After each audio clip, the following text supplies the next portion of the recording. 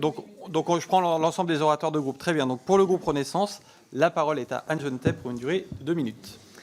Merci beaucoup. C'est tellement dense, vos propos sont tellement denses que c'est pas facile d'en extraire le point sur lequel je voudrais insister. Je note que votre carte blanche, à part M. Tertrais qui a fait un petit peu allusion, ne parle que très très peu de la situation en Indo-Pacifique, dont je reviens encore, mais bon, vous aurez peut-être l'occasion de développer. C'est pas là-dessus que je voudrais axer ma question.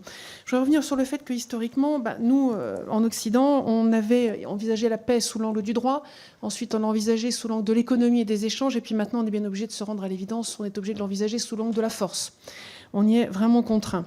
Avec une Russie qui a clairement pour ambition de voir la paix dans sa région contre des territoires, et tout ça avec en filigrane derrière la déstabilisation de notre Occident démocratique.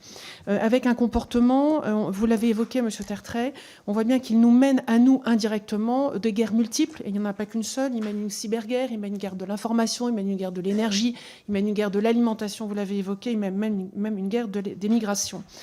De l'autre côté, du côté de l'Ukraine, enfin pour nous en tout cas, notre urgence, c'est évident, le président de la République l'a rappelé, une Ukraine victorieuse, un Vladimir Poutine, j'ai bien Vladimir Poutine défait, je ne parle pas de la Russie, je parle de Poutine. Et je pense que j'aimerais avoir votre réaction là-dessus. Faut-il vraiment avoir peur d'une Russie sans Poutine ?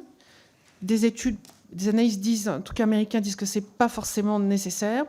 Il faut également mieux nous protéger collectivement. Nous avons pour cela l'Union européenne d'un côté et l'OTAN de l'autre. Et là, c'était une de mes questions sur l'Union européenne. Pensez-vous que les traités qui constituent notre Union européenne, qui n'avaient pas anticipé une situation de crise dans laquelle nous sommes, peuvent suffire à répondre à la crise et à la recherche de paix à laquelle nous ambitionnons?